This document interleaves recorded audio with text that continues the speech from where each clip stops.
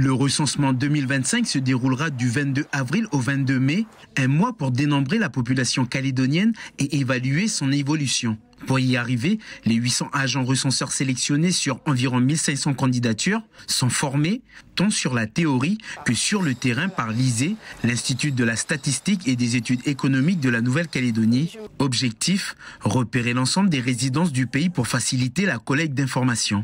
Donc là, aujourd'hui, vous êtes formés à réaliser la tournée de reconnaissance, c'est-à-dire vérifier toute votre zone, bien repérer les limites de votre zone et toutes les constructions et logements dans un but de ne pas oublier de logements. Munis de ce chasuble marqué recensement de la population, d'une carte officielle, Christelle et les 799 autres recenseurs apprennent à identifier correctement les logements.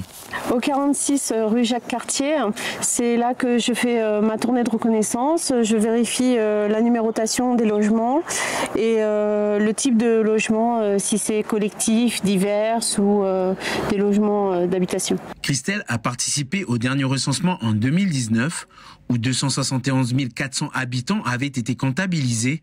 Elle le sait, la reconnaissance des 200 à maximum 250 logements durant une semaine est un travail préparatoire essentiel au bon déroulement de la collecte d'informations.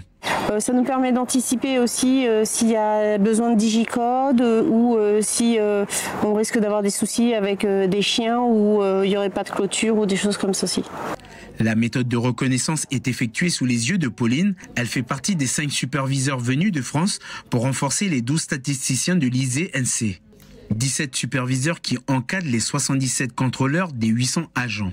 L'objectif de la tournée de reconnaissance, donc effectivement la phase préparatoire qui se fait avant le 22 avril, c'est pour repérer toutes les difficultés et avoir une bonne connaissance des logements à recenser.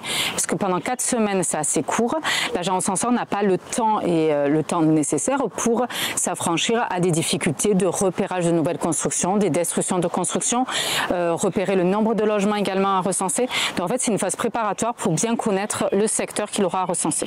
Avec la crise socio-économique et politique actuelle, ce dénombrement exact de la population calédonienne est d'une importance capitale pour orienter et définir les politiques publiques du gouvernement, des provinces, des communes, des associations et du secteur privé.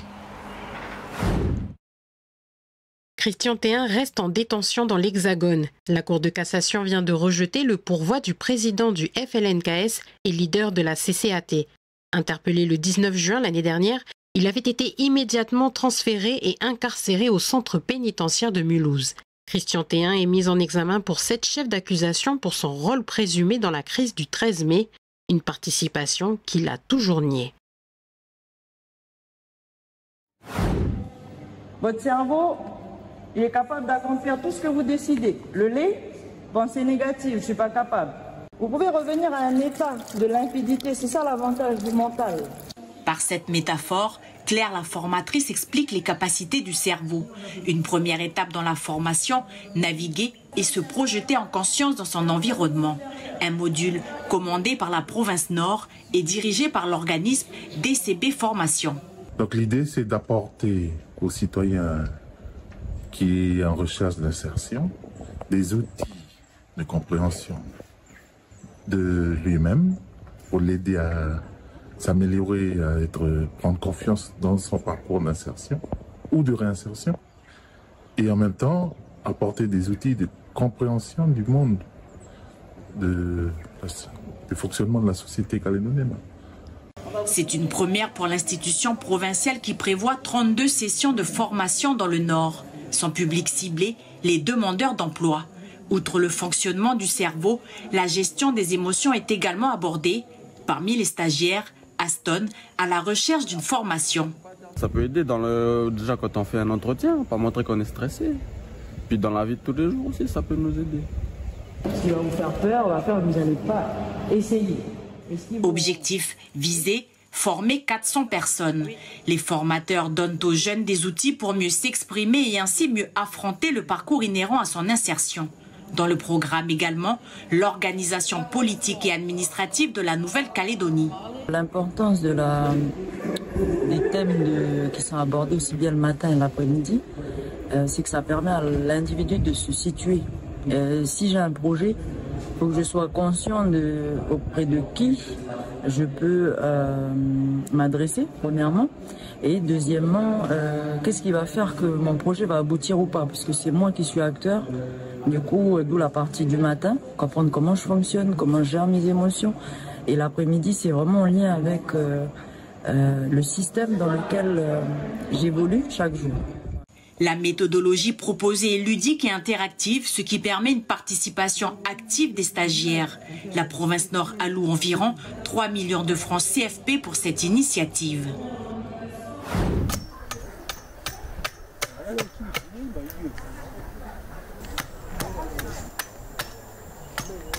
C'est un bois pour éplucher le coco.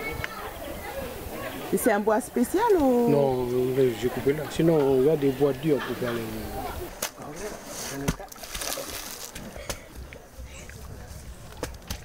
C'est ça avec la banane.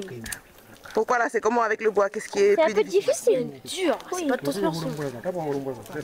Le thème de la résidence, c'est sur le coco, de tout son état, comment on dit ça, tout ce qu'on peut faire avec le coco, de la racine jusqu'aux feuilles. On a tous les ateliers tressage, soit avec les feuilles de coco ou les tiges de coco, pour faire des corbeilles, quoi. Et les cocos, avec, quand on épluche avec l'écorce du coco, voilà, pour faire les cordes. Pour le pot de coco, après tu enlèves les fibres, comme ça. Tu vois? Après tu vas démêler. Tu fais déjà d'abord un tas là. Après, normalement, tu dois tresser, déjà tourner comme ça, tu vois, pour préparer. Mais comme là c'est l'atelier, il va trop vite, ben, on fait directement, quoi. Après, tu fais les tresses en 3, là, tu vois. Tu peux faire 2 mètres, elle prépare là 2 mètres. Après, je mets ensemble. Après, je fais un macramé avec, pour placer des pots de fleurs, tu vois, des étages, tu vois. Et après, il y a d'autres qui font plus, parce que c'est pour faire les hamacs, pour faire les cordes. Tu peux faire aussi les cordes pour les paniers. On a été invité par les mamans de Boirandi, puis on est venu ici pour échanger les techniques, hein, comment travailler les fibres de cocotier, pour retransmettre si dans la tribu, si on veut faire une résidence ou quand on fait des ateliers. Là.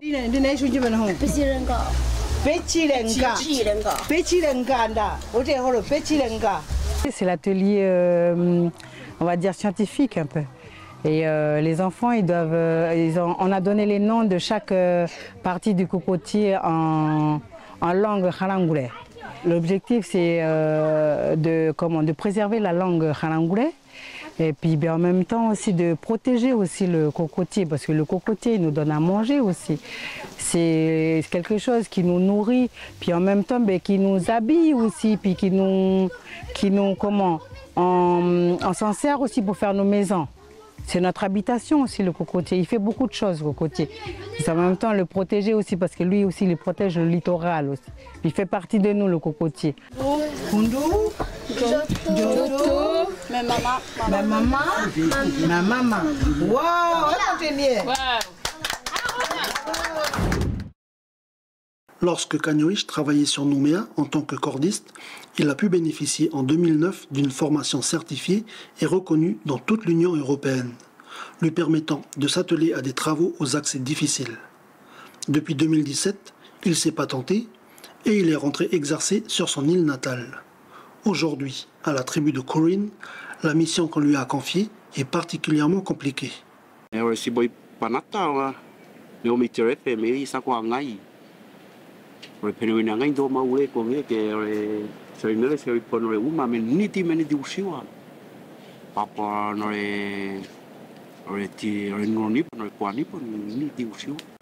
Avant l'abattage de ce bunny centenaire, et pour tout autre travaux, Kagnoich et son binôme passent en revue tous les équipements. Ça, c'est on met mes harnais. C'est important pour la sécurité, on fait sur ligne de vie, mais détacheur de pôle, mais sur harnais. Il y a le descendeur, poignée du mât, etc. L'autorité est serrée, mais il faut avoir les grimpettes. Grimpettes, on appelle aussi griffes. Sinon, ils disent qu'il y a une grimpette, c'est ça. On a été un commandeur dans France. Commandeur avec un copain, on a passé un étudiant ni bon avec un gada. Il l'a acheté et puis j'ai payé avec lui. Il y a eu au moins pour 180-200 000, juste le matos. Il faut que les personnes de sécurité. Sécurité dit son matériel. La sécurité, tu vois, quand tu es matériel, tu as t'as pas de coucou, mais tu as pas l'eau, tu vois, quand tu as série. Soit nous, on a eu et comme ça, chez nous, essayer de mettre les méthodes. En s'installant sur Némoné, l'entrepreneur savait pertinemment que son activité ne lui permettrait pas de se dégager ne serait-ce qu'un SMIC mensuel. Mais il y a 8 ans de cela, il a tout de même franchi le pas.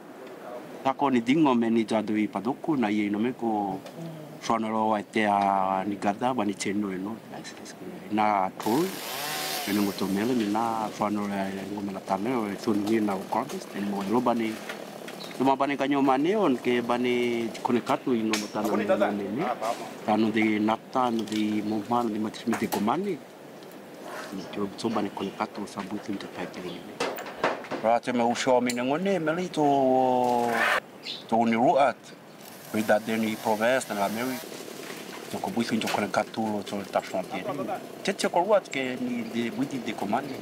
Pour ce jeune patenté, entreprendre, c'est participer au bien-être collectif.